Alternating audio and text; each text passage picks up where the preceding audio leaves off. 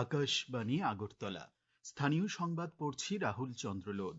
এখনকার বিশেষ বিশেষ খবর হলো, মুখ্যমন্ত্রী অধ্যাপক ডাক্তার মানিক সাহা বলেছেন, রাজ্যের বিভিন্ন স্থানে ঝড় বৃষ্টিতে ক্ষতিগ্রস্তদের প্রশাসনের পক্ষ থেকে অন্তর্বর্তীকালীন আর্থিক সহায়তা প্রদান করা হচ্ছে। বিদ্যুৎ মন্ত্রী রতনলাল নাথ জানিয়েছেন, বিদ্যুৎ পরিষেবা স্বাভাবিক করার জন্য বিদ্যুৎ কর্মীরা 24 ঘন্টায় নিরবচ্ছিন্ন কাজ করছে। প্রধানমন্ত্রী নরেন্দ্র মোদী আজ উত্তরপ্রদেশের হরদই জেলায় 594 কিলোমিটার দীর্ঘ গঙ্গা এক্সপ্রেসওয়ের উদ্বোধন করেছেন। আবহাওয়া দপ্তর আগামী 24 ঘন্টায় পশ্চিম জেলা, খোয়াই সিপাহীজলা, গোমতী ও দক্ষিণ জেলায় ভারী থেকে অতি ভারী বৃষ্টিপাতের সতর্কতা জারি করেছে। এবারে বিস্তারিত সংবাদ। মুখ্যমন্ত্রী অধ্যাপক ডাক্তার মানিক সাহা বলেছেন, রাজ্যের বিভিন্ন স্থানে ঝড় বৃষ্টিতে ক্ষতিগ্রস্তদের প্রশাসনের পক্ষ থেকে অন্তর্বর্তীকালীন আর্থিক সহায়তা প্রদান করা হচ্ছে। ক্ষয়ক্ষতি নিরূপণের কাজ চলছে। তিনি আজ আগরতলায় টিআইএফটি কনফারেন্স হলে প্রাকৃতিক দুর্যোগের উদ্ভূত পরিস্থিতি নিয়ে অনুষ্ঠিত পর্যালোচনা বৈঠকে পৌরোহিত্য করেন। উপস্থিত ছিলেন মুখ্য সচিব জে.কে. সিনহা, পুলিশ মহানির্দেশক অনুরাগ এবং বিভিন্ন দপ্তরের সচিবগণ। তাছাড়া জেলা শাসকগণ ভার্চুয়ালভাবে এই বৈঠকে অংশগ্রহণ করেন।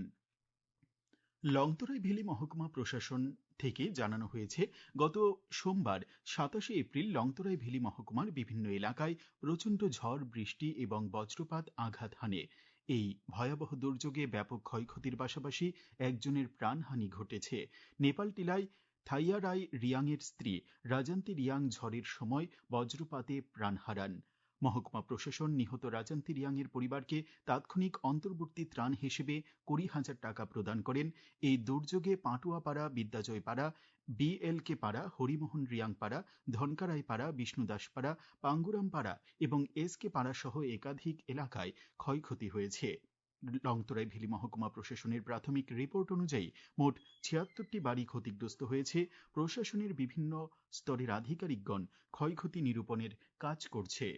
দুর্যোগপূর্ণ পরিস্থিতি মোকাবেলায় দক্ষিণ জেলার জেলাশাসক মোহাম্মদ সাজ্জাদ পি ক্ষতিগ্রস্ত বিভিন্ন এলাকা পরিদর্শন করেছেন। পরিদর্শন শেষে তিনি আজ জানান, জেলা জুড়ে ক্ষতিগ্রস্ত এলাকাগুলিতে দ্রুত ত্রাণ ও পুনর্বাসনের কাজ শুরু হয়েছে। সরকারি নির্দেশনা অনুযায়ী ক্ষতিগ্রস্ত পরিবারগুলিকে দ্রুত আর্থিক সহায়তা প্রদান করা হবে। এই লক্ষ্যে ইতিমধ্যে মাঠ পর্যায়ের সমীক্ষার কাজ শুরু হয়েছে। তিনি জানান, বিলোনিয়া, শান্তিরবাজার এবং সাব্রুম মহকুমার বিভিন্ন এলাকায় বাড়িঘর, সরকারি পরিকাঠামো, বিদ্যুৎ ও কৃষি ক্ষেত্রে ক্ষয়ক্ষতি নিরূপণের বিশেষ দল কাজ করছে। পাশাপাশি গবাদি পশু পাখির ক্ষয়ক্ষতি মূল্যায়নের জন্য পৃথক সমীক্ষা চালানো হচ্ছে। বিদ্যুৎ পরিষেবা পুনরুদ্ধারের লক্ষ্যে সংশ্লিষ্ট দপ্তরের 40টিরও বেশি দল প্রশাসনের সঙ্গে সমন্বয় রেখে নিরবচ্ছিন্নভাবে কাজ করছে। তাছাড়া সিভিল ডিফেন্স ভলেন্টিয়ার, আপদা মিত্র, টিএসআর, পুলিশ ও অগ্নি নির্বাপক দপ্তরের কর্মীদের সমন্বিত প্রচেষ্টায় দুর্যোগ মোকাবেলার কাজ এগিয়ে চলছে। সিপাহীজলা জেলার জেলাশাসক ডক্টর সিদ্ধার্থ শিব জয়সওয়াল জানিয়েছেন, গত কয়েকদিনের ঝড় বৃষ্টিতে সিপাহীজলা জেলায় 250টি ঘর ক্ষতিগ্রস্ত হয়েছে। এসডিআরএফ এর নিয়ম অনুযায়ী ক্ষতিগ্রস্তদের অন্তর্বর্তীকালীন আর্থিক সহায়তা প্রদান করা হয়েছে। জম্পুইজলা মহকুমার বরজলা ও লাটিয়াছোড়া স্কুলে 2টি আশ্রয় শিবির খোলা হয়েছে। এইগুলিতে মোট 105টি পরিবার আশ্রয় নিয়েছে। গোটা জেলায় 1153 জন কৃষকের শাকসবজি ও অন্যান্য ফসল ক্ষতিগ্রস্ত হয়েছে। বিদ্যুৎ মন্ত্রী রতনলাল নাথ আজ জানিয়েছেন, গত দুদিনের প্রবল ঝড় বৃষ্টিতে বিদ্যুৎ পরিকাঠামো ব্যাপক ক্ষতি হয়েছে। প্রাথমিক হিসেব অনুযায়ী আর্থিক ক্ষতির পরিমাণ 5,59,00,000 টাকা।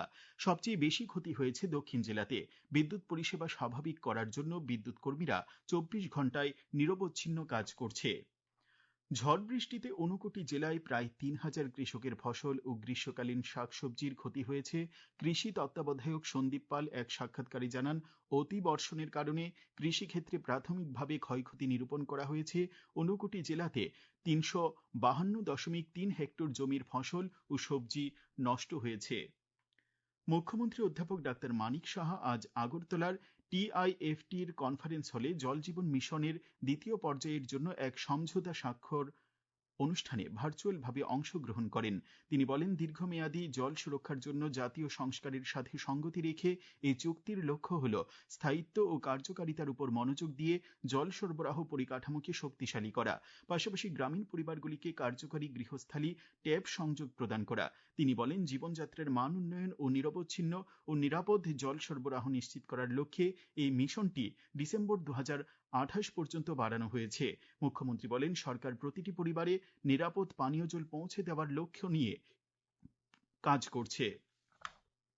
আজ পশ্চিমবঙ্গে বিধানসভা নির্বাচনের দ্বিতীয় ও চূড়ান্ত পর্বের 7টি জেলার মোট 142টি আসনে ভোট গ্রহণ অনুষ্ঠিত হয়েছে। শেষ খবর পাওয়া পর্যন্ত 91% বেশি ভোট পড়েছে।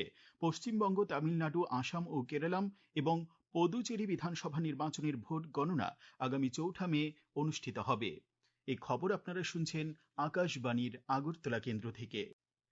প্রধানমন্ত্রী নরেন্দ্র মোদী আজ উত্তরপ্রদেশের হারদই জেলায় 594 কিলোমিটার দীর্ঘ গঙ্গা এক্সপ্রেসওয়ের উদ্বোধন করেছেন। এই উপলক্ষে আয়োজিত সমাবেশে তিনি বলেন, এই দ্রুত গতির করিডোরটি উত্তরপ্রদেশ জুড়ে সংযোগ ব্যবস্থাকে উল্লেখযোগ্যভাবে উন্নত করার পাশাপাশি শিল্প বিনিয়োগ, লজিস্টিক্স, কৃষি বিপণন এবং আঞ্চলিক ভারসাম্যকে গতি দেবে। এই এক্সপ্রেসওয়ের মাধ্যমে মিরাট এবং প্রয়াগরাজের মধ্যে ভ্রমণের সময় প্রায় 12 ঘন্টা থেকে কমিয়ে 6 ঘন্টায় নিয়ে আসবে। এক্সপ্রেসওয়েটি 12টি জেলার উপর দিয়ে যাবে। মিরাট, হাপুর, বুলন্দশহর, আমরোহা, সম্ভল, বোদাউন, শাহজাহানপুর, হারদই, উন্নাও, রায়রেবেলি, প্রতাপগড় এবং প্রয়াগরাজ। প্রধানমন্ত্রী আজ সকালে শ্রী কাশী বিশ্বনাথ মন্দির পরিদর্শন করেন। তিনি মন্দিরের গর্ভগৃহে পূজা করেন। সরকার আজ জানিয়েছে, পশ্চিম এশিয়ার পরিবর্তিত পরিস্থিতির মধ্যেও সারা দেশে ঘরোয়া এলপিজি সরবরাহ স্বাভাবিক রয়েছে। নয়াদিল্লিতে একটি আন্তঃমন্ত্রণালয় ব্রিফিংয়ে পেট্রোলিয়াম ও প্রাকৃতিক গ্যাস মন্ত্রণালয়ের সচিব সুজাতা শর্মা এই খবর জানান। তিনি জানান, অনলাইন এলপিজি বুকিং এবং ডেলিভারি অথেন্টিকেশন কোড ভিত্তিক ঘরোয়া এলপিজি সরবরাহ ও সর্বকালের সর্বোচ্চ পর্যায়ে রয়েছে। এদিকে পেট্রোলিয়াম ও প্রাকৃতিক গ্যাস মন্ত্রণালয়ের নামে জারি করা একটি আদেশ, যেখানে পেট্রোল ও ডিজেলের দাম বাড়ানোর দাবি করা হয়েছে, সেটিকে সরকার আজ সামাজিক যোগাযোগ মাধ্যমে ভুয়া বলে আখ্যা দিয়েছে। প্রেস ইনফরমেশন ব্যুরোর ফ্যাক্ট চেক ইউনিট স্পষ্ট করেছে যে সরকারের পক্ষ থেকে এমন কোনো আদেশ জারি করা হয়নি। নার্কোটিক্স কন্ট্রোল ব্যুরো বা এনসিবি আগামী 3 বছর দেশ জুড়ে মাদক পাচার ও মাদকের অপব্যবহার কার্যকরভাবে মোকাবিলার জন্য ব্যাপক অভিযান করবে। নয়াদিল্লিতে এনসিবি আঞ্চলিক পরিচালক সম্মেলনে এই অঙ্গীকার করা হয়েছে। 2 দিন ব্যাপী এনসিবি এই সম্মেলনে রোডম্যাপ বাস্তবায়নের প্রস্তুতি হিসেবে কার্যকরভাবে বিচার প্রক্রিয়া পরিচালনা, যৌথ সমন্বয় কমিটি এবং মাদক সমন্বয় কেন্দ্র ব্যবহার, সর্বোত্তম ব্যবহার, পলাতকদের বিচারের আওতায় আনা এবং এনসিবি জোনাল অফিসগুলোর প্রয়োগ ও সমন্বয়মূলক কার্যক্রমের বিস্তারিত পর্যালোচনার উপর আলোকপাত করা হয়। গোমতী জেলায় কৃত্রিম বুদ্ধিমত্তা ও ডিজিটাল দক্ষতা বৃদ্ধির লক্ষ্যে 3 দিনের বিশেষ প্রশিক্ষণ কর্মসূচি শুরু হয়েছে। উদয়পুরের সার্কিট হাউসে গোমতী জেলা প্রশাসন আয়োজিত এই প্রশিক্ষণ কর্মসূচিতে জেলাশাসক, জেলার 3 মহকুমার মহকুমা শাসক এবং ব্লকের আধিকারিকগণ উপস্থিত ছিলেন। জেলাশাসক রিঙ্কু লাথির আমাদের গোমতী জেলার প্রতিনিধি শ্যামসুন্দর দত্তকে এক সাক্ষাৎকারে জানিয়েছেন, এই প্রশিক্ষণ শিবিরে মূলত 3টি বিষয়ের উপর গুরুত্ব দেওয়া হচ্ছে: আর্টিফিশিয়াল ইন্টেলিজেন্স, মেশিন লার্নিং এবং অটোমেশন স্কিল।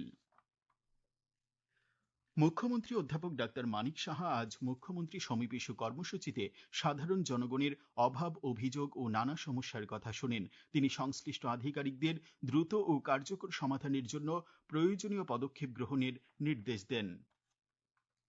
আবহাওয়া দপ্তর আগামী 24 ঘন্টায় পশ্চিম জেলা, খোয়াই, সিপাহীজলা, গোমতী ও দক্ষিণ জেলায় ভারী থেকে অতি ভারী বৃষ্টিপাতের সতর্কতা জারি করেছে।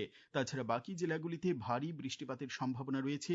আগামীকাল দিনের সর্বোচ্চ তাপমাত্রা 29 ডিগ্রি সেলসিয়াস এবং সর্বনিম্ন 20 ডিগ্রি সেলসিয়াসের কাছাকাছি থাকতে পারে। আজ দিনের সর্বোচ্চ তাপমাত্রা ছিল 22.2 ডিগ্রি সেলসিয়াস এবং সর্বনিম্ন 20.4 ডিগ্রি সেলসিয়াস। বিকেল 5টা 30 পর্যন্ত আগরতলায় বৃষ্টি হয়েছে 18.6 মিলিমিটার। শেষ করার আগে খবরের বিশেষ অংশগুলি আরেকবার পড়ছি। মুখ্যমন্ত্রী অধ্যাপক ডাক্তার মানিক সাহা বলেছেন, রাজ্যের বিভিন্ন স্থানে ঝড় বৃষ্টিতে ক্ষতিগ্রস্তদের প্রশাসনের পক্ষ থেকে অন্তর্বর্তীকালীন আর্থিক সহায়তা প্রদান করা হচ্ছে। বিদ্যুৎ মন্ত্রী রতনলাল নাথ জানিয়েছেন, বিদ্যুৎ পরিষেবা স্বাভাবিক করার জন্য বিদ্যুৎ কর্মীরা 24 ঘন্টায় নিরবচ্ছিন্ন কাজ করছে। প্রধানমন্ত্রী নরেন্দ্র মোদী আজ উত্তরপ্রদেশের হরদই জেলায় 594 কিলোমিটার দীর্ঘ গঙ্গা এক্সপ্রেসওয়ের উদ্বোধন করেছেন। আবহাওয়া দপ্তর আগামী 24 ঘন্টায় পশ্চিম জেলা, খোয়াই সিপাহীজলা, গোমতী এবং দক্ষিণ জেলায় ভারী থেকে অতি ভারী বৃষ্টিপাতের সতর্কতা জারি করেছে। স্থানীয় সংবাদ আজকের মতো এখানেই শেষ হলো।